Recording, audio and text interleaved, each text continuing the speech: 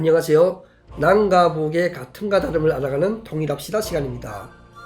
오늘 이 시간에는 얼마 전에 윤석열 정부가 출범을 시작한 인수작업을 시작을 했는데요. 이 과정에서 지난 5년간 문재인 정부에서 방치돼 왔던 북한 인권 대사 임명을 한다는 소식들이 언론을 통해 공개가 되었는데, 그에 대한 내용을 알아보고자 합니다. 오늘도 최중하 회장님 나왔습니다. 안녕하세요. 안녕하세요. 네, 회장님, 지난 5년간 북한 인권 대사라는 어떤 직책이 있었는데요. 그게가 지난 5년간 방치 공석이었거든요. 근데 지금 보면 미국에도 보면 북한 인권 대사가 있어요. 네. 박근혜 정부 때도 그렇고 과거에 보면 북한 인권 대사라는 게 있었어요. 문재인 정부 기간에만 그걸 공석을 놔뒀는데요. 자, 이번에 5년 만에 새롭게 공석이 맡겨지게 되어 있는 북한 인권 대사, 어떤 의미가 있다고 생각하시나요? 저는 객관적으로 이렇게 봤을 때 북한 인권 대사를 임명했다고 해서 또 안 했다고 해서 문재인 정부가 안 했다고 해서 북한이 남한 정부를 좋게 보냐? 그것도 아니고 또 임명을 했다고 해서 북한 인권이 개선되냐? 그것도 사실 아니에요. 상징적인 의미라고 저는 생각을 하거든요. 정부 정책에 북한 인권이라는 걸 정부 정책의 대부에 놓고 가냐, 아니면 그걸 아예 무시하고 가냐, 이거의 문제라고 저는 생각을 해요. 그게 이런 상징적인 의미가 있다. 네, 상징적인 의미가 있고 국제사회도 왜냐하면 우리 한반도는 절반이 북한 지역으로 나눠져 있고 남한이 있고 이렇게 갈라져 있어요. 두 개로 갈라져 있는데, 분단되어 있는데, 그 절반은 인권이 무참히 찌빠미, 인권이 거의 없는 그런 지역이고, 인권이 무시당하고 인권이 차별받고 자유도 제한을 당하고 다 하는 지역인데, 그런 나라에서 그걸 안 한다? 그거에 대해서 얘기하지도 않고 정책의 어떤 아젠다로 선택하지 않는다? 그거 자체는 엄청난 그 정권이 어떤 가치관을 가지고 있는가의 문제라고 저는 생각합니다. 그렇죠. 북한 인권 대사가 상징적인 직책이라고 하지만은 국제사회에서 봤을 때는, 대한민국을 바라보는 국제적 시각에서는 한반도의 인권이 가장 열악한 지역이 북한 지역인데, 세계적으로도 그런 지역에 대한 인권에 대해서 절반 땅인 대한민국 정부가 관심을 가지느냐 안 가지느냐라는 그 기준점을 정할 때는 그 대사 임명이, 인권 대사 임명이 굉장히 중요한 의미가 있거든요. 국제사회. 그리고 국제사회에 주는 메시지도 있고요. 그렇죠. 네. 그런 공석을, 물론 대한민국 개별적 국민이 봤을 때는 자기들의 삶에 얼만큼 이렇게 피부에 와닿는 물리적인 장치는 아니에요. 그렇죠. 그러나 국가로서 국제적으로 국가가 국내에 있는 국민들의 삶도 보듬어줘야 되지만, 국가로서의 대외적인 삶과 국제적인 그 활동도 해야 되거든요. 그래야 국가로서의 어떤 지위를 인정받게 되는데, 그런 걸 5년 동안 문재인 정부가 안 했단 말이죠. 그게 정치 이념을 떠나가지고 인간의 가장 보편적인 문제인데도, 그리고 본인 스스로도 인권 변호사라고 과거에는 자부해 왔는데도 불구하고 북한 인권은 방치되어 왔는데, 그걸 회복하는 의미가 있지 않나, 이번에 대사 임명에. 자, 이 대사 임명에 대해서 북한이 반응할까요? 어떻게 생각하시나요? 북한이 그 대사를 임명했다고 해서 유엔에서 이제 그런 문제에 대해서 이제 우리 북한은 인권이 보장되는 나라다 이렇게 억지로 하겠죠. 그런 차원에서는 하겠지만은, 그들도 이제는 정권이 여러 번 진보 보수 해서 여러 번 바뀌는 과정에서 이제 봐서 거기에 대해서 좀 만성적으로 돼야지 않을까 싶고, 중요한 거는 이제 그 대사가 임명이 됨으로 해서 정책적으로 인권 활동과 관련된 어떤 하는 것들에 대한 정부의 관심도 높아지고 어떤 그런 활동들이 좀 활성화가 될 수 있는 어떤 사회적 환경이 좀 만들어질 수 있지 않을까. 제가 좀 죽어 있던 것들이 만들어질 수 있지 않을까. 북한은 그냥 뭐 그 인권 대사가 임명이 되든 안 되든 그런 만성적인 태도를 취할 수 있다. 북한은 뭐 와서 우리는 인권이 잘 지켜주고 그건 탈북민들이 하는 소리는 다 거짓말이고 그들은 우리 사회에서 무슨 뭐 범죄를 저지르고 가서 살 수 없어서 간 사람들이다. 우리 인정할 수 없다. 아무리 어거지를 쓰더라도 그래도 국제사회는 이제는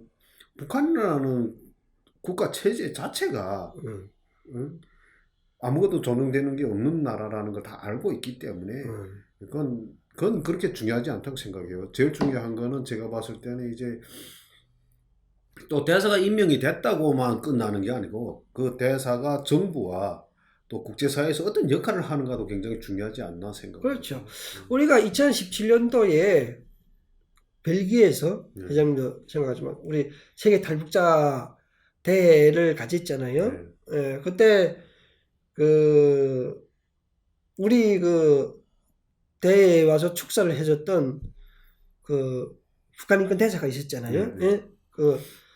그분이 벨기에까지 와가지고 대한민국의 북한 인권 대사가 벨기에까지 와가지고 브뤼셀까지 와가지고 탈북민들의 그 북한 자유주간 그리고 탈북민들의 세계 대회를 축사를 해줄 정도의 어떤 관심도를 가진다는 그 자체에 북한 주민의 인권에 대한민국 정부는 관심을 보이겠다는 그런 우지의 그렇죠. 국제사회 우지의 표현이잖아요. 예, 그런 것이 굉장히 중요하다고 보고요. 그리고 북한 입장에서는 이렇게 대응할 것 같아요. 인권이 북한은 스스로 북한의 인권이 보장되어 있다고 주장하잖아요. 그런데 북한 인권 대사를 윤석열 정부가 임명한다고 하면 아마 동조 대결이요. 그리고 뭐 남조선에도 인권이 말살되어 있는데 무슨 북한 인권 대사나 이런 식의 어떤 그 불만을 토로할 것 같아요. 북한 정권 입장에서는. 그렇지만은 어쨌든 김정은 정권에게 주는 메시지는 상징적으로나마 또 국제적으로나마 또 있을 거라고 생각이 되는데요. 그 북한에서 그 인권 문제를 북한 주민들은 단순하게 외부 세계를 접하지 않았기 때문에 단순하게 인간의 삶이 가장 좋은 걸 그래서 잘 먹고 잘 입는 것 외에는 더 상상을 못 하거든요. 근데 우리가 북한에 나와서 마주쳤던 게 잘 입고 잘 먹는 것보다 더 소중한 게 인권이다. 인간이 누릴 수 있는 권리다. 그걸 만약 북한 주민들이 깨닫게 됐을 때 그걸 김정은은 두려워하지 않을까라는 질문이죠. 그러니까 이제 그걸 차단하기 위해서 모든 언론과 시야를 다 차단해 버렸잖아요. 그래서 북한은 이게 문을 열기가 굉장히 중국과 같은 개혁 개방을 해가기가 굉장히 어려운, 그래서 못 한다는 거예요. 내가 볼 때는 개혁 개방을 하는 그 자체가 지금 현재 존재하고 있는 국가는 망한다는 거죠. 그렇죠. 그래서 그러나 개혁 개방이 북한 경제를 재건할 수 있는 세워 올릴 수 있는 어떤 방법일지는 몰라도 북한 그 독재 시스템을 허물 수 있는 단점도 된단 말이죠. 개혁 개방을 통해서 북한 주민들이 물질에만 눈을 뜨는 게 아니라 인권이란 건 뭔지, 자유란 게 뭔지, 그리고 자기들이 할 수 있는 표현이란 게 뭔지 이런 것을 알아버리는 순간에 정부하고 충돌이 일어나는 거죠. 그렇죠. 그런 것들 때문에 북한은 더 폐쇄적인 사회로 가고 있고 자국민들이 인권이 유린당해도 눈을 감고 있지 않냐. 그런 이야기를 좀 내려볼 수가 있죠. 솔직히 말해서 어떤 정권에서는 북한 인권 대사를 임명하고 그 사람들이 어떤 자기 위치에서 북한 인권 개선을 위해서 국제사회에서 또 북한 인권을 위해서 활동하고 있는 많은 단체들이나 이런 것을 협력해가지고 그 개선을 위해서 할 수 있는 일들을 하게끔 하는 정권이 있고 그걸 아예 차단해서 막아버리고 아예 그거조차도 말로 표현할 수 없게끔 하는 정권이 있어요. 훗날 역사가 이제 평가할 평가하겠죠. 거예요. 평가하겠죠. 북한 주민이 가장 거기에 예민하다면 북한 주민들이 평가할 거예요. 그렇죠. 저 정권은 우리 인권을 무시하고 우리가 이렇게 고통을 겪을 때 우리에 대해서 어떤 단 요만큼의 애정도 관심도 없었구나 하는 것을 평가하게 된다는 거예요. 역사를 좀 두려워해야 된다고 저는 생각하거든요. 그렇죠. 왜냐하면 지금 지난 문재인 정부 오랜 기간에 북한 인권 대사를 임명하지 않은 것은 북한 정권, 김정은 정권을 자극하지 않기 위한 나름 정부 당국의 그 고민이었다면 북한 주민들이 지금은 몰라서 북한 인권이라는 것 자체를 몰라서 가만히 있지, 만약에 북한의 문이 열려서 그러한 정책들이 실시가 됐다, 방치가 됐다는 걸 사실 알 때는 그게 오히려 분노로 작용하는 거죠. 그래서 윤석열 정부에서 이번에 북한 인권 대사를 임명했다는 거는 북한 주민들에게 북한 굉장히 주민들한테는 큰 의미가 이런 있어요. 메시지가 주는 거죠. 대한민국 정부가 당신들의 인권을 국제사회에 알리기 위해서 이런 노력들을 했다. 그렇죠. 당신들을 지옥에서, 독재라는 지옥에서 구제하기 위해서 이런 활동들을 했다라고 보여줄 수 있는 상징적인 메시지가 된다는 거죠. 북한 정권이 싫어할지라도 그런 북한 인권대사의 임명은 그런 상징적인 의미가 있다. 그리고 또 국제사회도 한양하지 않을까 하는 생각이 들거든요. 그렇죠. 참 대한민국 정부가 문재인 정부 기간에 국제사회로부터 와서 외면을 당하고 왕따를 당했어요. 그 왜냐하면은 가장 보편적인 가치인 국제사회가 외치는 가장 보편적인 그런 권리라든가 이런 데 참여를 안 했어요. 그러니까 북한하고만 어떻게 해보려고 거기에 온 정신을 다 팔다 보니까 미국하고도 그렇고 외교적으로도 다 튀어나오고 하면서, 근데 물론 그런 과정에 이제 그 분노를 조정해가지고 자기 지지율이나 표를 받는 데는 성공했을지 몰라요. 그러나 그건 한순간이라는 거죠.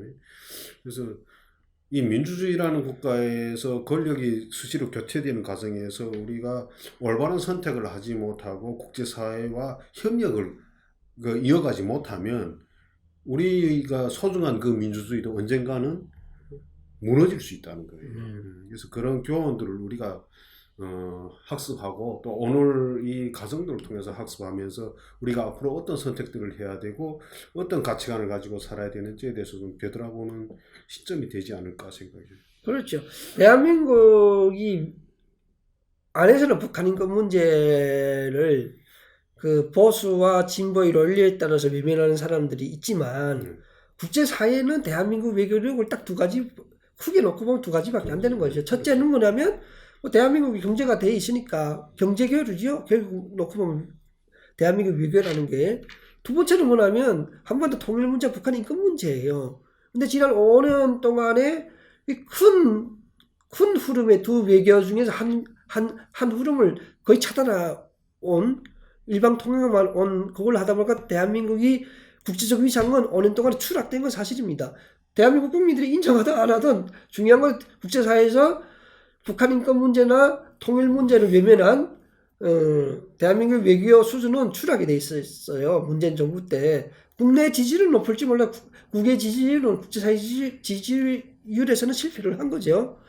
그런데 이번에 윤석열 정부가 그것을 보고 나면서 이제 앞으로 5년을 또 우리가 지켜봐야 되는, 또 어떻게 위상이 다시 업그레이드 될지를 지켜봐야 되는 그런 시도였다고 보고요. 그러니까 지금 우리가 이제는 대한민국의 자유진영으로 온 지도 한참 됐잖아요. 네. 그러니까 이 정권이 바뀔 때마다 어떤 흐름이 바뀌는 것을 보면서 통일 북한 인권을 개선하고 북한 국민들을 그 자유를 보장하고 민주주의로 어떻게 이끌어내고 그 다음에 이제 통일을 해가는 것까지 과정은 굉장히 큰 그림이고 먼 길이에요. 사실은 뭐 임기 내에 할 수 있는 일이 아니란 말이에요. 이런 과정을 봤을 때 나는 안타까운 게 대한민국에는 정권이 바뀔 때마다 정책을 다 뒤집어 버려요. 그렇죠. 완전히 어떤 거로 다 뒤집어 버리고 내 식대로 할 거야 이렇게 가는데 그렇게 가지 말아야 되고, 국가의 미래는 어떤 그룹이 하나 딱 해가지고 학자 전문가들 또 현실을 또 잘 아는 분들이 해가지고 그 TF라고 하나요? 그거 아니, 그 TF는 특별팀, 그때 그 정책을 실현하기 위해서 특별하게 꾸리는 팀을 TF라고 하고요. 그러니까 하여튼 이게 뭐 연구소든 뭐든 해가지고 국가적으로 딱 해가지고 정권이 바뀌든 안 바뀌든 그 안에서 통일 정책이라든가 북한에 관한 문제들이 조율이 되고 또 거기에서 이제 그 어떤 미래지향적 정권이 어떤 정책으로 가든 무슨 뭐 포퓰리즘으로 가든 어디로 가든 그게 바뀌지 말아야 된다고 생각해요. 국가의 미래를 위해서는 정책이나 기조는 바뀌지 말아야 된다. 그렇게 해서 그 가야 되고 그 뭐 보니까는 정권 한번 바뀌면은 제 알바끼 다 제 편 갖다 거기다 걷어있고 뭐 월급 공보고 타먹는 그런 시정잡배로 다 만들어 버린 거예요. 지금 보니까. 그러니까 지금 북한 인권 대사도 통일부에 상징적으로만 두지 말고 아까 말한 정권이 더 바뀔지라도 별도의 전문 부서가 나와서 전문 기관이 나와서 이거는 정치 이념하고 별도로 꾸준히 쭉 갈 수 있는 기조로 갈 수 있는 어떤 그런 그 스탠드 그러니까 그런 그 포지션을 취해야 된다. 예, 그리고 그 외교부에 들어가서 잠깐 인턴으로 일했던 분이 하는 이야기를 들었는데 없대요. 이게 북한하고 어떻게 하겠는가 하는 게 어떻게 연구된 것도 없고 정권이 바뀔 때마다 다 사람 바꿔버리고 뒤집어 버려가지고 아무것도 그런 그 정도일 줄은 몰랐다고 말하더라고요. 그러니까 그 정도인 거예요. 지금 그렇게 해가지고는 북한하고 이거 통일 정책을 꾸준히 국가의 계획을 세워가지고 미래지향적인 계획을 세우고 갈 수가 없다는 거죠.